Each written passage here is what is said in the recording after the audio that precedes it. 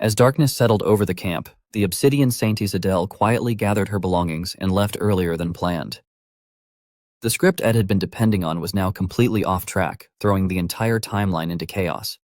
Even so, he was keenly aware that the next major turning point was fast approaching: the Lucy subjugation battle. He understood that this event was not merely a disorderly boss encounter, but a rare chance to accumulate skill proficiency, level experience, and unique abilities that could be deliberately leveraged. Acquiring those advantages was essential for enduring the horrors awaiting in the fourth act. At the same time, a more alarming issue weighed on him. With the timeline fractured, Tai, the person truly destined to save the world, was in danger of lagging dangerously behind in level progression, a mistake that could have catastrophic consequences. Ed recognized that he could not continue coddling the original plot indefinitely, yet he also regarded Tai's growth as his primary safeguard against the coming apocalypse. He further acknowledged that this battle was pivotal to Lucy's personal development, as it was meant to be the moment she finally released the emotional burden she carried regarding Gluck. Concluding that the most effective way to repair the derailed script was to consult the source directly, Ed attempted to reach Lucy. However, despite her usual tendency to remain constantly near his camp, she had inexplicably avoided him for several days. As the pressure of the collapsing plot weighed on him, Ed tried to sleep in hopes of dulling his anxiety, only for his body to betray him at the worst possible moment. He awoke abruptly, drenched in sweat and clenching his teeth, as though the strain of existential dread had manifested physically. Gasping for air and gripping the bedsheets as if they were his sole anchor to reality, he realized it had been a long time since he had experienced a night terror of such intensity. Though he could not recall the exact threat from the dream, the lingering fear made it clear that it had been anything but harmless. After forcing himself to recover, Ed redirected his attention to the next unavoidable ordeal, the end-of-semester exams. He reminded himself that once those were over, the long-awaited freedom of vacation would finally arrive. Later, he sat by the campfire with a book in hand, briefly savoring a rare moment of peace. That calm was shattered when an immense surge of pitch-black energy suddenly erupted, spiraling through the clearing and extinguishing the firelight. The abrupt darkness triggered a painful recollection Ed had not anticipated. His mind drifted back to the time before he had been cast into this world, when the tranquil forest imagery was replaced by visions of blazing flames and torment, with himself seated calmly at the center of the inferno, as though it belonged to him. He realized then that the fiery hellscape had been the recurring nightmare that plagued him every night prior to his arrival in this world. Back in reality, concern over Ed's mental state quickly disrupted the group's casual downtime. Jix, while nonchalantly devouring a plate of cookies, responded to questions about Ed by noting that although Ed insisted he was fine, he was clearly emanating an unsettling aura. On the surface, Ed appeared as busy and composed as ever, but his pretense of well-being was convincing no one. He continued to function like an impeccable academic weapon, juggling camp responsibilities, scholarship obligations, and coursework flawlessly. Despite this, Jix remained unconvinced, trusting his instincts that beneath Ed's stoic and obsessive productivity lay an overwhelming mass of unresolved emotional strain. Tanya, for her part, was visibly distraught, openly worrying about the deterioration of her brother's mental condition. While Jix agreed that the situation was grim, his own anxiety stemmed from a more specific concern. He emphasized what he saw as the most dangerous factor of all: Ed's social circle itself. In his view, it was not merely complicated but lethally hazardous. A chilling image formed of Lucy, Jenica, and Lortel appearing less like potential companions and more like overwhelmingly powerful raid bosses poised to annihilate anyone who crossed them. The realization sent a shiver through Tanya, as she was acutely aware of just how dangerous those three individuals truly were.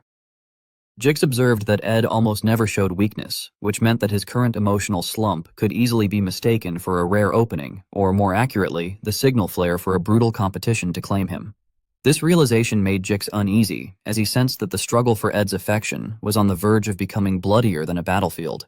Meanwhile, back at the cabin, Jenica was focused solely on regaining control of her magic. She informed Ed that she believed she was ready to handle low-rank spirits again. Ed responded by pointing out that her eyesight was still so blurry it resembled a smudged camera lens. Jenica admitted that she was genuinely afraid her unstable mana might twist out of control and explode in her face. However, she reasoned that as long as Ed remained nearby as a safety net, she was willing to take the risk. She explained that she could not afford to remain on the sidelines forever, especially with the exams drawing closer. After steadying herself with a deep breath, she began the chant. Ordinarily, Jenica never resorted to chanting for low-tier summons, as her skill level made such measures unnecessary. This time, however, she treated the process with extreme caution, as though she were defusing a bomb. Ed carefully observed the swirling mana and took note of the specific spell sequence she was using. Before he could analyze it any further, the energy suddenly destabilized. A blinding flash erupted, and Mug appeared, loudly celebrating the fact that his favorite summoner had finally remembered his existence. The successful summon immediately backfired. Jenica began coughing violently, as though she had inhaled soot from a chimney, leaving Mug utterly bewildered as to why his dramatic entrance had turned into what looked like a medical crisis. The mana drain struck her at once, causing the world to spin around her. Just as gravity threatened to pull her down, Ed's instincts took over. He caught her in mid-collapse, preventing her from smashing face-first into the ground, and asked whether she was all right. What could have ended in a concussion instead became an unintentional embrace. Jenica's mind instantly short-circuited, her face flushing to a shade of red that rivaled the fire spirit she had just summoned. Ed, completely unaware that he himself was the cause of her condition, ordered Mug to leave so that he could concentrate on treating her. The spirit reluctantly obeyed, disappointed that his moment in the spotlight had been cut short. Ed, meanwhile, misinterpreted Jenica's romantic panic as a medical issue and assumed she was running a high fever. He placed his hand on her forehead to check her temperature, an action that sent Jenica's heart rate skyrocketing and confirmed that her problem had nothing to do with mana exhaustion, but everything to do with being far too close to her crush. The moment was abruptly interrupted by a new voice, which remarked that witnessing such a chaotic dynamic in person felt strangely unreal. Ed looked up to identify the speaker and saw Lortel strolling in, greeting him with a cheerful wave. She explained that she had merely stopped by to check on him after his long absence, even as her thoughts screamed in disbelief. Although she had prepared herself mentally, stumbling upon what felt like a live romantic comedy scene had not been something she had anticipated. Lortel took a moment to register the fact that Ed had actually managed to build a fully functional cabin. However, the cozy, domestic atmosphere surrounding him and Jenica immediately made a vein throb in her forehead. She promptly shut down any possible explanation, deciding that she truly did not want to know why they looked like a happily married couple on their honeymoon. Her sharp voice cut through the tension, snapping Jenica out of her daze and making her realize they were no longer alone. The confrontation began with polite greetings, but the atmosphere quickly grew thick with tension. Jenica, however, chose not to de-escalate. Instead of clarifying the misunderstanding, she smiled with unnerving confidence and casually declared that she and Ed were living together. She straightened her posture, clearly proud of this supposed new status, while Ed attempted to interrupt and explain that it was not technically cohabitation at all. His effort came too late. Lortel maintained her smile, though the visibly bulging vein on her forehead suggested she was only seconds away from committing arson. Forcing herself to remain composed, she corrected Jenica by reframing the situation as nothing more scandalous than them being neighbors. Eager to change the subject before she completely lost her temper, Lortel shifted the conversation to business. She advised Ed to purchase all of his supplies for the next semester immediately, regardless of how strained his finances might be.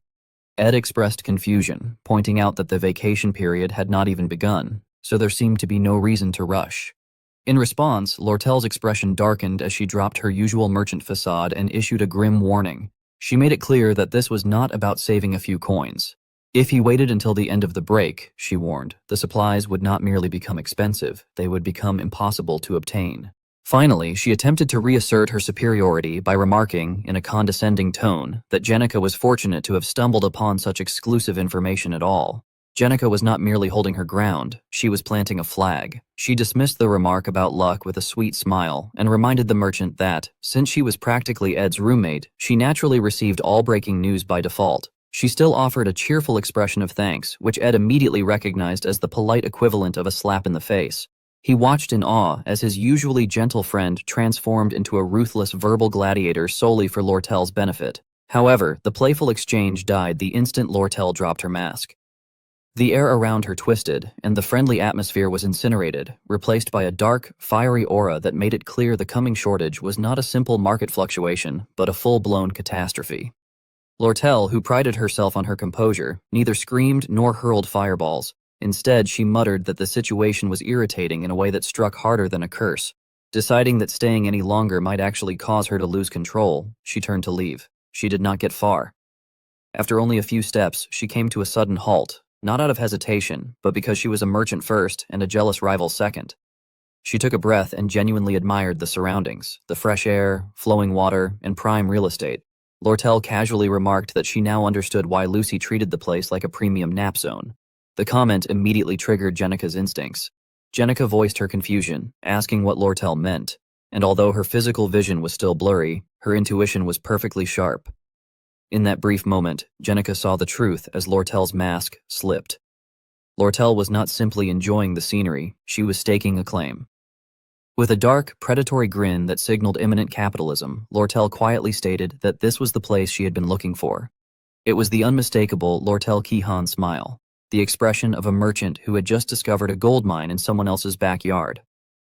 Back at Lortel's official residence, events were already unfolding. One of the head maids was handed a letter personally sent by Lortel, containing a job offer for a member of the staff. This was no ordinary offer but a blatant poaching attempt, complete with a promise to provide a replacement if the maid chose to leave her current post. The maid was stunned by the sudden proposal, especially when she saw that it included an advance of 3 to 4 gold coins, a substantial sum that proved this was far from a casual invitation. At first, the maid scoffed at the idea, believing that years of loyalty to the Offless Hall could not be shaken by a mere pay raise. That confidence faltered when the head maid casually mentioned that she had noticed the fine print. She explained that she had initially doubted her own eyes, but the offer was unmistakable, a salary of 3 to 4 gold coins paid daily, not monthly or weekly. The staggering number caused the maid's thoughts to completely short-circuit as she realized the offer was enough to buy a small country, or at least her undying loyalty for the rest of her life. Faced with such an overwhelming sum, loyalty stood no chance, and the maid timidly wondered aloud whether she was truly about to quit her job. The scene then shifted to Ed, who, having taken Lortel's ominous warning to heart, had immediately begun hammering away at his cabin. Rest and relaxation were forgotten. With economic collapse looming, he reinforced his shelter like a doomsday prepper. While wiping the sweat from his brow, he was interrupted by someone calling out his name. Looking down from the roof, he saw a small group of Lortel's subordinates approaching. One of them introduced herself as a representative of the acting head and indicated her colleagues, Downey and Linen, explaining that they were officially responsible for sales at the Sylvania branch of the Elt Company. She stated that their purpose for appearing at his doorstep was to take basic measurements for a new business venture, making it clear that Lortel wasted no time at all. Ed's mind went blank as the phrase basic measurements sank in. He connected the dots with growing horror, realizing that Lortel was not merely paying a visit, but preparing for a hostile takeover. His fears were confirmed when the representative cheerfully informed him that the acting head intended to build a villa right next door. From her office, Lortel wore a smug, satisfied smile, fully aware that she had just turned Ed's peaceful forest retreat into the newest battleground of their Cold War. As two figures quickly opened their bags and took out measuring tools to begin their work, Ed introduced himself politely while climbing down from his position, remarking that it was an honor to finally meet them. He then added that their excessive formality made him feel somewhat uneasy. Lun replied with a smile, remarking that Eid looked about the same age as him and suggesting that he relax a little. He added that since Eid was someone his master valued highly, a bit of flattery from his side was not a bad thing. Lun also mentioned that he did not think they would be seeing each other often, explaining that Lady Lortel usually disliked sending her subordinates all the way out there. Eid asked whether there was a specific reason for that. Lun explained that Lady Lortel herself was surely aware of how drastically different her behavior became when she was there. With Eid, she acted like any other girl, but in front of her subordinates, Lortel Ketchel became a cold-hearted leader, as if iron flowed through her veins. Eid found this intriguing and commented that Lun's words sounded somewhat disrespectful toward his master. Lun responded casually, asking whether Eid truly thought so, and clarified that it had actually been meant as a compliment. As he reached into his bag, Lun added that regardless of anything else, if Eid ever needed help from their side but felt awkward approaching Lady Lortel directly, he could contact Lun at any time. Lun then carefully wiped an elegant bottle of wine and explained that the wine cost about 1 gold coin even on the old black market. He warned that it was extremely strong and should not be given to anyone who could not handle alcohol, as they would get drunk instantly. He cited Clarice as an example, noting that she had taken only 1 sip and ended up completely trashing the place that same afternoon. From somewhere nearby, Clarice shouted angrily, protesting that Lun should not go around telling people such embarrassing stories. Eid took the bottle and muttered that Lun was overestimating him. Laughing, Lun remarked on the irony of that statement as he turned to leave with a mysterious smile, adding that, on the contrary, he believed Eid was underestimating himself. Sometime later, at Gulvin's store, Eid stood with a dark, exhausted expression as he looked at the pile of magic tools before him. He recalled Lortel's instruction that he should shop before the semester began, noting to himself that since he could now craft most items on his own, he mainly needed consumables. Suddenly, Eid sensed someone behind him and asked why that person was there. Annie greeted him, accidentally dropping her book with a long sigh. She explained that she had come to buy a few things and had not expected to run into him. She pointed out that he had not visited the lab recently and must have been busy. Annie mentioned that she had heard about Janica Polar Rover and that Janica had been injured quite badly. She admitted that she had been shocked when Janica announced she would be living at Eid's camp, but observed that she seemed to be settling in well. Annie added that Eid must be going through a lot himself. She continued talking without pause, saying that she understood Eid's situation and had already explained things to the professor. She urged him to take care of himself and reassured him that Kleendale and Ziggs Eifelstein were doing well, so he could relax a little. She emphasized that he needed that scholarship to make life easier. Eid, momentarily dazed by her nonstop talking, thanked her awkwardly. Annie then stepped back and said she would take her leave. However, in her haste, she bumped into a table and her grocery bag slipped. Eid quickly stepped in to catch it and asked whether she was all right, warning her to be careful because she had almost fallen. His gaze then drifted to the contents of the bag, and he noted with surprise the sprouted potatoes, a rotten apple, hand-dug spinach, and bread that appeared moldy. Realizing his rudeness, Eid quickly apologized. Annie responded coldly, telling him to go ahead and look because there was nothing special inside. She stated that she had no reason to try to impress him and questioned whether being poor was something to be ashamed of. She added that just because he had seen her like that did not mean she needed his approval.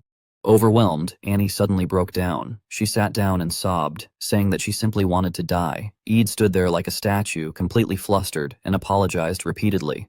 Annie had always been known for her noble aura, despite being a commoner, but her family had gone bankrupt just as she entered the academy. Eid realized that although he himself was struggling, her life was even harder than his. Later, the two sat on a nearby bench. Annie even bought Eid a pastry. Eid thanked her quietly to himself, thinking that she shared a bakery card with Clara and that he could have lived his entire life without realizing how poor they truly were.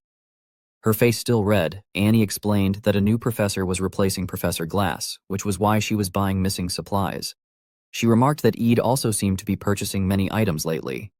Eid replied that it was nothing and said he had merely heard that the prices of school supplies were going up. Annie agreed, saying she checked the prices every day and that everything had become about 10% more expensive than the previous month. Eid broke into a cold sweat as he realized that Annie checked prices every single day. She had once shouted at him, asking whether he thought she was overdoing it, but then her tone had softened. She had admitted that it might sound strange, yet she believed that the two of them were quite similar.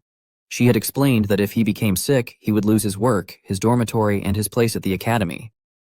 At that moment, Eid had understood that while he himself lived in a tent in the forest preparing for a game scenario, for Annie, the academy itself was the jungle she had to survive in. Annie had given him a small quiet smile, said her goodbyes, and left with a visibly brighter expression. She had thanked him and confessed honestly that she had thought the same about him when they first met. After a brief pause, she had shared her suspicion that if someone was manipulating prices on such a scale, it had to be the Elk Merchant Association. She had predicted that they would soon clash with the student council and admitted that she did not understand why they were squeezing profits at that moment, though she was certain they had a plan. She had added that their leader was probably smarter than herself before bidding him farewell. When Eid returned to his camp, he found that Lortel was already there waiting for him. She had teased him by saying that Grench wine was hardly a good gift and had mocked Lune, remarking that if he was going to embezzle money, he should at least buy expensive items. She had added that a higher price did not always mean better quality. As Eid took off his backpack, he had pointed out that the bottle belonged to her anyway. Lortel had smiled and replied that everything ultimately came from her pockets. She had explained that Lune occasionally embezzled money to bring back items like that and that he did not even realize she knew about it. When Eid asked why she allowed him to do such things, she had answered that it gave her leverage in case he ever crossed the line. She had called it a bad habit of hers, explaining that she needed insurance in order to truly trust someone. She had admitted that although it sounded strange to say that Eid was special, she still had not found anything that bound him to her yet. She had then stepped forward, taken his hand, and suggested that they share their weaknesses. She had said she was certain that he had many questions he wanted to ask her. Sometime later, as they walked together through the professor's dormitories, Eid had calmly remarked that hoarding school supplies seemed rather cliché for someone like her, and asked whether she was really planning to buy everything up. Lortel had responded with a sly smile, stating that she was the only person on the island who could set prices, and had asked whether he was worried about her. Eid had remained silent. Lowering her voice, Lortel had suggested a trade, proposing that if he told her his secret, she would explain why she was raising prices. At that moment, Eid had closed his eyes, recalling a question she had asked him a year earlier about whether he had ever killed anyone. His voice had turned dark and cold as he confessed that he had lied to her back then. He admitted that his hands had killed before, not once or twice, but countless times. His low voice had echoed through the silent space as he stated that whether she believed him or not was up to her, but that he had once participated in battles across several distant lands. He had explained that once a person was drawn into such battlefields, they were forced to witness more deaths than they could ever accept. Among those who fell, there were always a few people one felt compelled to save, especially close companions, comrades one spoke with often and genuinely cared about. As he spoke, scenes of war had gradually surfaced, like a nightmare being awakened. He described how bombs and shells screamed through the air, how smoke and fire surged upward and blotted out the sky, and how relentless explosions left no one a moment to breathe. Without changing his tone, Eid had continued, explaining how one would grit their teeth and rush forward to save others, even when their body was on the verge of collapse. He described carrying severely wounded comrades across the chaotic battlefield, ignoring the pain tearing through their muscles and clinging desperately to dying companions, tears flowing uncontrollably as they breathed their last in one's arms. He added that eventually, hesitation would appear in one's eyes, and in the end, that person would still turn away and run. While fleeing, they would shout for the rescuer to stop because survival itself had become too overwhelming. Sitting in his chair with a dark expression, Eid had confessed that although the pain was initially so intense it felt impossible to breathe, one day a realization would come that one had gone mad. Even the deaths of those closest would no longer be enough to cause complete collapse. He explained that this was because everything revolved around clinging to one's own life, sinking entirely into survival instinct, remaining tense, alert, and hypersensitive to everything. Survival, he said, became the only thing that existed in the mind. However, he continued, once one left the battlefield and entered a world where no one wished to harm them anymore, a new torment emerged. If one happened to save someone, a question would inevitably resurface. Narrowing his eyes slightly and lowering his voice to almost a whisper, Eid admitted that the thought would echo relentlessly despite all attempts to ignore it. The haunting question of whether, had he not turned away back then, he might have been able to save them. Eid trembled as he silently thought that their deaths were his fault. He believed they had been key characters in the script, people he could have influenced. He fabricated countless excuses, even deceiving himself. Yet in the end, he lowered his head and reaffirmed that long ago he had already reached the conclusion that he would never become anyone's comrade again. After reaffirming that resolve, he tightly closed his eyes. Recently, he had forgotten this determination, which likely meant that he had grown duller. Eid leaned back in his chair as though releasing the last of his strength, recognizing this as his weakness. Outside, the moon slowly emerged from behind the clouds. Cold silver light spilled onto the ground, covering everything below with an eerily peaceful appearance, completely at odds with the heavy atmosphere that had just unfolded. At the same time, Lord Kale spoke in a calm tone, stating that Eid should give her an answer, reminding him that he had already made a promise. She added that he was probably wondering why she had bought all the documents and study books. Crossing her arms and no longer hiding her intentions, she explained that she had received a report that a rat had infiltrated the trade guild and that this was the process of luring that rat into the open. Over the past few days, she noted, the inventory numbers of study supplies and books in the warehouse had repeatedly failed to match, with ledger figures irritatingly inconsistent, as if someone were deliberately leaving traces behind. Hearing this, Eid spoke with a hint of doubt, saying that it meant someone had been embezzling goods. Tilting his head slightly, he thought for a moment before suggesting that it might have been Lun, mentioning that Lun had even claimed to have used the embezzled money to buy alcohol. Lord Kale immediately denied this, asserting that Lun was not that bold. She explained that Lun only dared to indulge in minor luxuries and had never crossed the line. Raising her eyebrows slightly, she exhaled softly as if organizing her thoughts, then said that she believed there was someone far more sinister than Lun. She reasoned that when prices rose, that person would sell ahead of them and then flee, and that would be the moment they caught the rat, adding that she might even have to kill someone.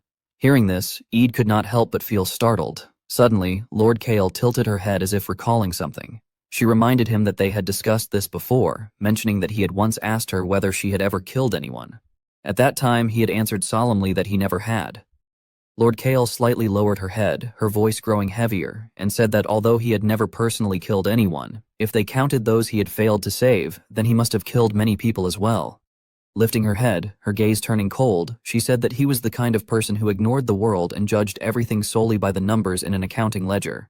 She pointed out that he was the only person who had seen a girl with a rope once around her neck. The image of a rope dragging across the ground flashed through her mind. Lord Kale's hand tightened, though her voice remained calm. She remarked that everyone was like that. She gave an example of a merchant who noticed a child's talent and bought the consent of the child's biological parents to adopt them. While the child ate burnt bread in a corner of the slums, those parents never realized that after selling their child, they would be killed to prevent any leakage of information. Lord Kale shifted slightly, her tone firm, and stated that all of them were accomplices. She then asked Eid if he knew how much her parents had sold her for. Slowly opening her palm, she revealed that it had been for 3 gold coins. Lord Kale smiled, the expression carrying a faint sense of nostalgia, as though it had all happened just yesterday. She reflected that just yesterday she had been a girl sold for 3 gold coins, and now she had become someone who could spend 3 gold coins a day merely to recruit someone she liked, remarking on how ridiculous it was. Eid hesitated before speaking, then remarked that 3 coins a day seemed a bit excessive. Lord Kale replied gently that she thought the person would refuse, but that it did not matter. She said that dealing with the rat who had sneaked into the trade group handling Lun, the one constantly plotting betrayal, did not bother her in the slightest. Glancing to the side, she explained that this was because she expected nothing from anyone and trusted no one. She added that Eid already knew the reason. Eid answered immediately that it was because she did not want to be disappointed. Hearing that, Lord Kale curved her lips into a faint smile, confirming that this was also why she was always lonely. She smiled once more, this time with a strangely cheerful expression, and admitted that this loneliness was her weakness. Eid narrowed his eyes, hesitating as if he had just made a connection. He inferred that from the very beginning, the reason she had set aside her busy schedule to invite him for a night walk was related to something she had already noticed. Lord Kale lightly interrupted his thoughts, implying that she had ears and was fully aware of what was going on. As she said this, she gently took his arm, the movement so natural that it was difficult to tell whether it was intentional. She then mentioned that her hearing was slightly sharper than normal, and that she could hear farther than other people. It appeared that she had heard the recent rumors circulating within the academy, rumors suggesting that he looked depressed, as if he had run out of energy. Thinking of this, Lord Kale subtly tightened her grip on his arm. She then brought up that among the children of noble families, there was a ritual performed before marriage, in which the 2 parties would exchange their weaknesses, because once 2 people knew each other's weaknesses, they would naturally grow closer. She spoke of this softly, as though merely blurting it out in the stillness of the night. At night, the academy was truly quiet. Roads that were usually crowded were now eerily empty, the silence so profound that it felt as if one had been cut off from the rest of the world. A place that was normally lively had suddenly become deserted, giving rise to a sensation of being left alone in the world. She acknowledged that it really did feel that way, yet Lord Kale had no intention of stopping. She admitted that such a feeling had always existed for her, even during the daytime. But sometimes she needed it, and she believed that he understood that as well. Eid gently closed his eyes, his expression gradually relaxing, before lifting his gaze to the night sky. He conveyed that the atmosphere felt very comfortable. She tilted her head slightly to look at him, the corner of her lips lifting, and remarked that she had already told him that they were very similar. The next morning, a voice rang through the hall as Belle Mary Bode sincerely apologized to Miss Lordle Calum. Belle explained that although the high salary offered would have been very beneficial to her, she took pride in working at Offal's Hall. After a brief hesitation, she continued, admitting that she was not always treated fairly and that there were times when she felt dissatisfied. Sometimes the work was extremely difficult, and there were moments when she was completely exhausted, yet despite all that, she still wished to continue taking responsibility for Offal's Hall. Upon hearing this, Lord Kale lowered her gaze slightly. The salary of 3 gold coins per day, an audacious offer she had proactively proposed, suddenly felt heavy, filling her with a sense of heartache. She realized that she could not simply convert the trust Belle placed in her work into money. With that thought, she made another proposal. She suggested a part-time agreement instead. Belle reacted with visible surprise, anxiously lifting her head, clearly taken aback by the idea of a part-time arrangement. Lord Kale calmly explained that she had heard Belle had recently been spending much of her time caring for Janica Failover.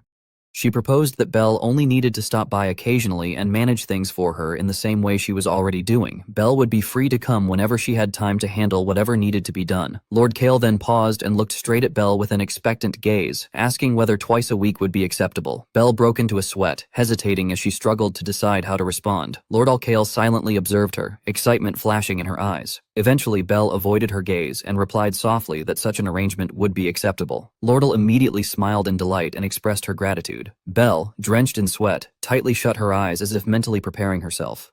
When Belle mentioned that there might be terms to consider, Lord Kale casually interrupted, cheerfully pulling out a sheet of paper. She explained that it was a contract she had prepared in advance. Belle reacted in confusion, but Lord Kale placed the pen in her hand and urged her to sign in the indicated places. Belle awkwardly complied. Once the quill left the paper, Lord Kale finally nodded in satisfaction. She then added that from that point onward, Belle would also be responsible for managing the estate in the adjacent camp. Belle stood there holding the pen, still unable to fully comprehend what had just happened. When she tried to speak again, Lordal did not give her the chance to finish. Taking the contract, she happily turned around and left, effectively leaving Belle with a part-time job worth 1 gold coin. Belle remained frozen in place, her expression filled with panic, realizing that she had fallen into a trap. A few days later, when Eid set foot in the camp, old memories resurfaced involuntarily. Watching others busy at work quickly pulled him back to reality. Life at the academy had never paused, and he resolved not to sink deeper into sadness or heaviness. More accurately, he simply did not have the time for it. The final season had already arrived, and he needed to complete the scepter as quickly as possible. Vacation would come soon, and before then, he intended to prepare as thoroughly as he could. The scene then shifted to Tanya Rothseller's room. She stood silently, holding a letter in her hand. The letter had just been sent by the head of her family, and no matter how many times she read it, the worry never left her face. She reflected that during vacation, many students returned home to rest with their families before coming back to the academy. Tanya read the letter telling her that she should return home to rest for a while and then come back to Sylvania, and that if possible, she should bring him along as well. Although the message consisted only of words on paper, the pressure from the writer seeped into every line. Her face suddenly turned pale as countless thoughts crowded her mind. At that moment, a maid appeared beside her and gently remarked that she looked tired. Tanya replied that she was fine, yet in her thoughts, confusion churned endlessly. She was still busy dealing with the trade guild, which had begun to overstep its authority, and now even her father had added to her burdens. The castle remained filled with sighs throughout the night, but the troubled night quickly passed, giving way to a dimly sunlit morning. With half-closed eyes, Tanya walked down the corridor, tugging at her clothes while complaining that her head hurt terribly. Before she could finish, she abruptly stopped. As soon as the door opened, a familiar figure stood before her. Upon realizing it was Tanya, the person opposite was equally startled. Both of them jumped back at the same time, and a shrill scream echoed through the silent hallway. It took Tanya several seconds to recover. She quickly adjusted her tone and posture and greeted Lucy Merrill, asking whether Lucy had something she wished to say. Lucy awkwardly pulled her hat lower, her embarrassment obvious, and apologized for what had happened previously. Tanya immediately waved her hands and hurriedly explained that Lucy had already apologized before and did not need to do so again. Scratching her head, Tanya awkwardly changed the subject, commenting that the weather was quite nice that day and perfect for taking a nap. She then asked whether Lucy was planning to go to her brother's camp as well. Lucy replied somewhat stiffly that she had not been going there much lately. Tanya tilted her head and asked why. After clenching her teeth for a moment, Lucy finally admitted that sleeping elsewhere felt strange. She complained that her dress became dirty, dust covered her, and her hair ended up in a mess. She continued rambling for a long time, her face turning red like a ripe tomato, before concluding that she did not look pretty at all. Tanya and the nearby maid froze as the same thought flashed through their minds. Lucy Merrill was once again worrying about how others perceived her. It was a weak concern, yet somehow, at that moment, it made laughter impossible. Lucy then added that she had been planning to visit the camp the next day, explaining that not going there for a long time made her want to stop by for a while. Tanya's maid hesitated briefly before stepping forward to comfort her, telling Lucy not to worry. Suddenly, she became enthusiastic, raising her hand with determination and swearing on her title as a maid that she would prepare the most perfect appearance possible for her. That, in truth, was the main duty of the deputy maid. Offals Hall's primary task was to support students, while its secondary task was to excel in romantic affairs, knowing who liked whom and who was paying attention to whom, all of which lay firmly within their grasp. Lucy was left stunned, her mouth hanging open, unable to utter a single word. Meanwhile, the scene shifted to a house on the edge of the forest. A pigeon leisurely perched on the windowsill, but before it could coo, all its feathers suddenly stood on end. Not far away, a gloomy demonic aura spread outward, its owner casting a deadly gaze across space while voicing a cold accusation toward Lord Kale. Before the accusation could be completed, the sound was abruptly cut off. Space twisted violently as another dazzling light erupted. Two sources of power collided and intertwined, forming a massive cocoon in midair. When the remaining energy gradually dissipated, a silver-haired spirit slowly emerged. Tilting her head, she playfully asked how it had gone. Eid casually evaluated the situation, noting that summoning her in human form no longer consumed much strength. She responded indifferently that it seemed so. At the same time, she silently sensed the lingering power on the 1,000-year-old wooden staff that had once been struck by lightning and concluded bluntly that making it had indeed been the right choice. Janica Failover, meanwhile, looked extremely excited and remarked that she had never seen a staff made from such wood before. Eid slowly suggested that she could try using it, asking hesitantly whether Janica wanted to give it a test. Janica took the staff but remained cautious, explaining that she had not fully recovered yet and was unsure if she could properly test it. Even so, she eventually closed her eyes, her expression turning serious. In an instant, the surrounding air began to stir as mana surged like an invisible vortex. Janessa could not help but exclaim in amazement, remarking that it was incredible. She noted that not only was it effective, but she could also feel mana naturally flowing through her body. Standing beside her, Eid quickly explained that this was because her spirit sensitivity was already extremely high, which was likely why she could perceive it so clearly. Janica beamed and firmly stated that this staff would definitely enhance her spirit's power. It was hard to believe, and she finally understood why people loved magical tools so much. After a brief pause, she reached out and told Eid to take it back. However, Eid refused decisively, stating that it belonged to her. Janica blurted out in confusion, asking if it was really hers. Eid confirmed that he had made it specifically for her, adding that he owed her a great deal and apologizing for not properly thanking her even until now. Janica stared at the staff and softly asked whether it would not suit him better instead. Eid sat down on a tree trunk and tried to reassure her, saying that he could simply make another one, so she should not worry. As soon as he finished speaking, his gaze froze, because Janica's next words were far too shocking. She remarked that if he made another one, then there would be a matching pair. Blushing, she hugged the new gift tightly and promised that she would use it well. When she expressed her gratitude, her eyes were even moist. Eid stared at her blankly for a moment before finally smiling in satisfaction, thinking to himself that he had indeed made the right choice. The scene then shifted to the crowded Academy Plaza. The announcement for the final exams had been posted high up, immediately drawing the attention of most students. The atmosphere quickly became noisy as the final exam season officially began. Who would take first place this time depended entirely on the subject. Eid would be required to face both a written exam and a field exam, though this rule only applied to intermediate and advanced students. The written exam was capped at 100 points, while the field exam had no maximum limit.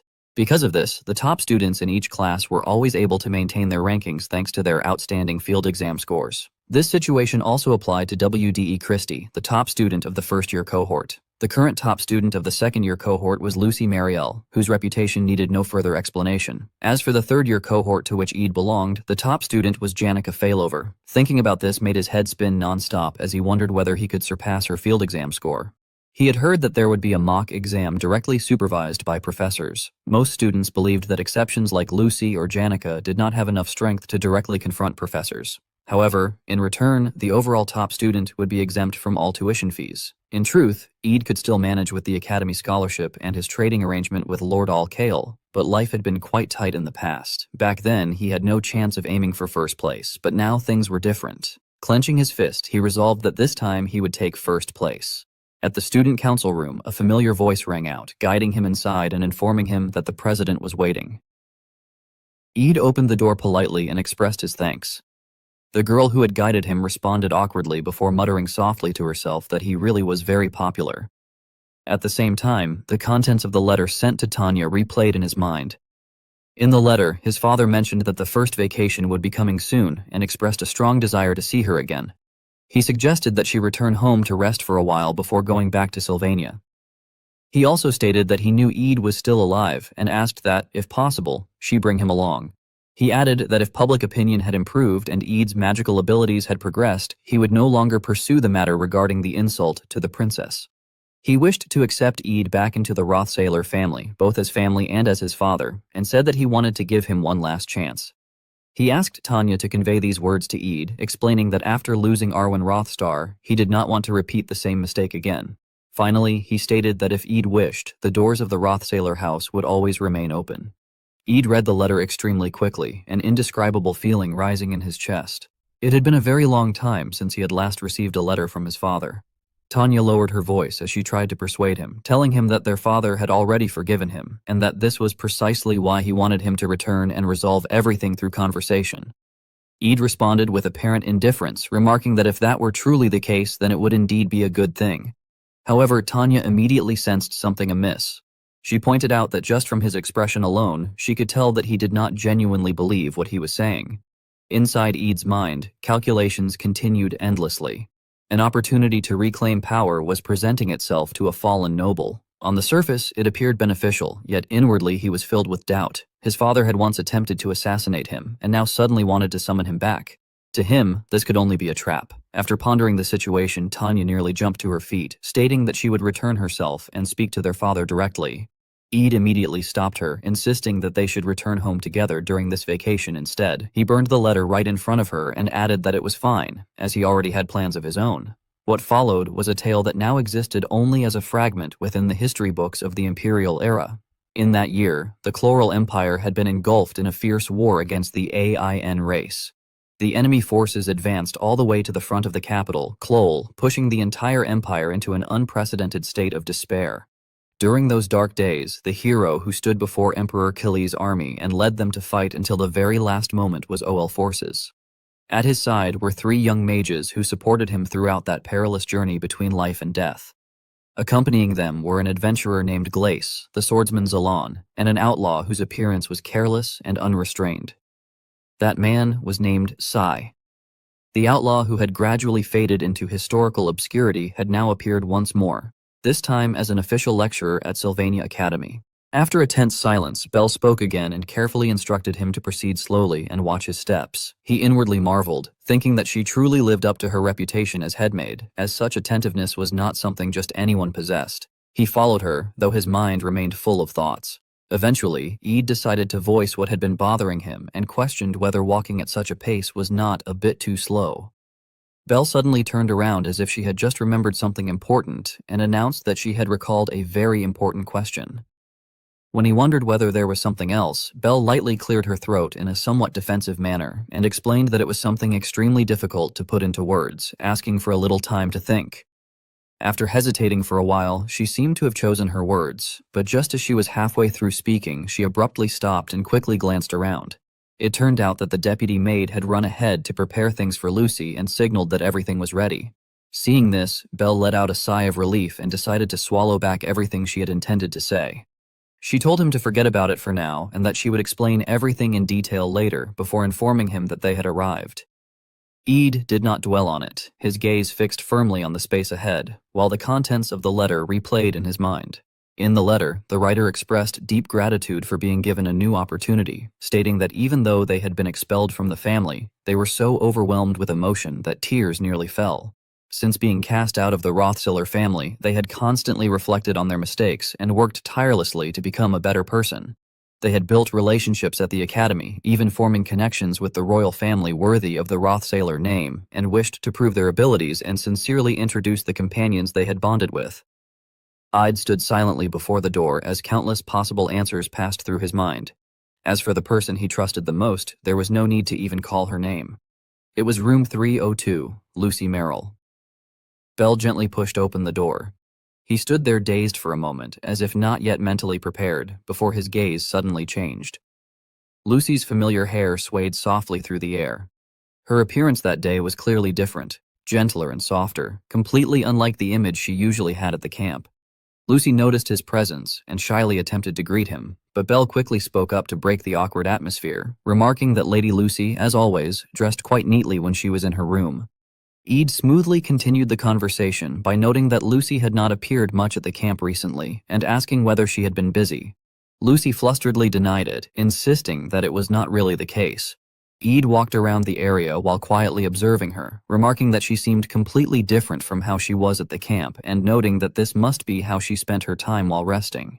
Standing beside her, he blurted out his surprise, commenting that it suited her unexpectedly well.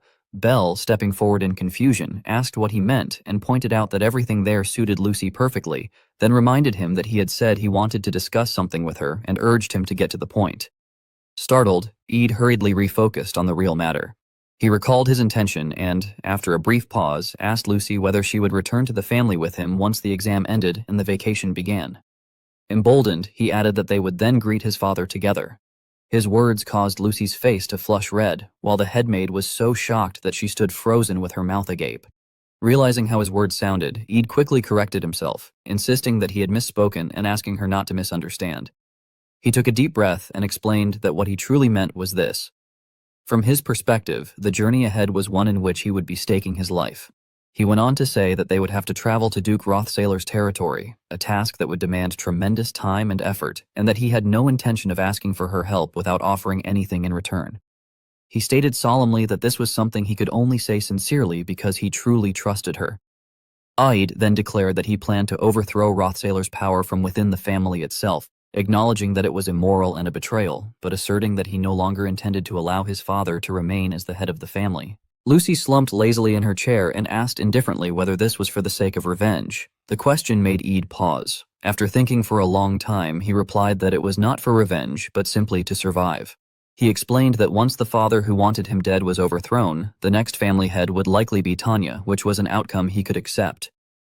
After that, he would become the eldest son of the greatest ducal family on the continent, standing in a position where no one could easily threaten or harm his life. With a serious expression, he added that from that position, he would do everything within his power to help her, and he earnestly asked her to help him in return. Lucy maintained her usual languid posture, and only after a long silence did she finally say that she had no particular intention or opinion regarding the matter, reminding him that she had never been interested in power. Eid lowered his head and nodded, saying that he understood. However, Lucy suddenly asked what then he thought she was interested in, and whether he believed she could truly fulfill the promise she had made to her master. She pushed open the window, allowing sunlight to flood the room, and freely voiced her worries.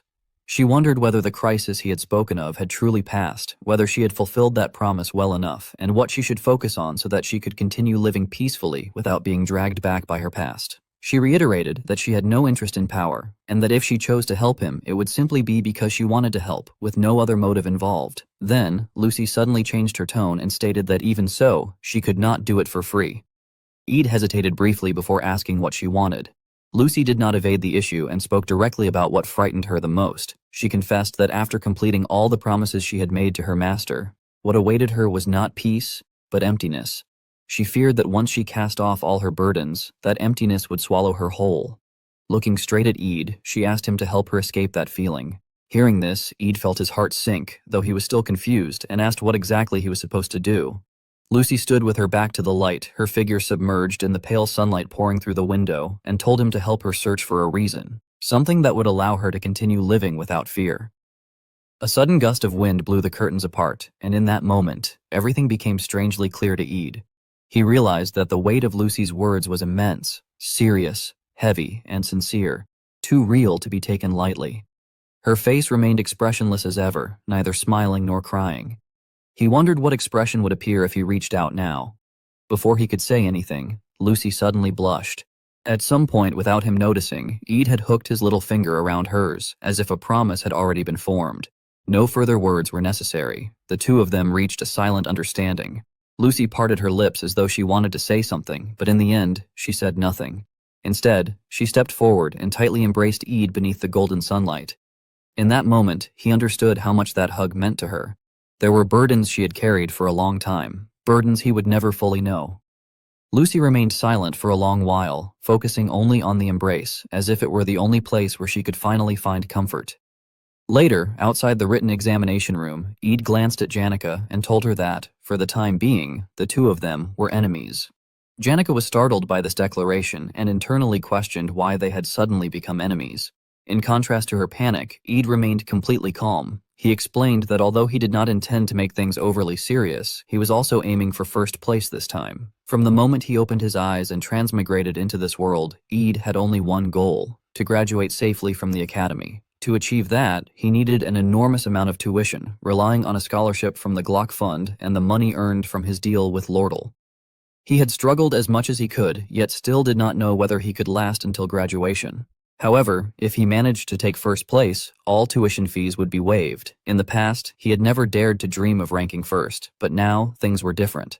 After hearing his explanation, Janica laughed, saying that she finally understood. She admitted that if she lowered her guard around him, she might truly lose first place to him. In Class A, everyone's level was nearly the same. Behind Janica, the voices of other students rang out continuously. Some complained that they still had not finished the test and did not know which answer to choose. Others remarked in frustration that Janica was completely superior in spirit arts, though they felt they had a slight advantage in subjects based on memorization, such as history and magic theory. Janica raised an eyebrow with interest and declared that she would not easily give up first place to Eid either, explaining that the people of her hometown would be very proud if she ranked first. Eid did not respond and only looked over quietly.